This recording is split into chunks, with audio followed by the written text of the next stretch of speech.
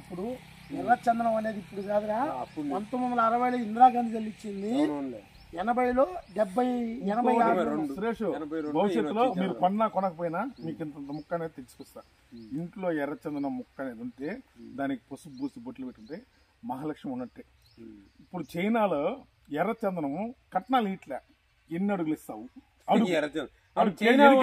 అది ఏందో తెలియదు కానీ చైనా వాళ్ళు కానీ ప్రపంచ దేశాలు కానీ ఎర్రచందనం అనేది టాప్. ఇంకోటి తమ్ముడు చూపిద్దాం పోయి 4 సంవత్సరాలు పూర్తయింది, 3వ సంవత్సరం పూర్తయింది. ఇంత స్వీట్ వస్తుంది అనుకుంటున్నాం. హైట్ ఇప్పటికే వచ్చింది, ఇంకా హైట్ వెళ్తుంది. మనకి అది కాదు, 7 దాకా ఎగరేది. ఇది వచ్చేసింది కదా, 7 దాకా ఎగరేది. ఇది ఏమి టచ్ లేదు కదా, ఇది ఎగరేది అన్నమాట. 7 నుంచి 6 దిగరేది. ఆ రెమ్మ ఉన్నాయి కదా అది సిగరేట్. 7 దాకా ఎగరేది.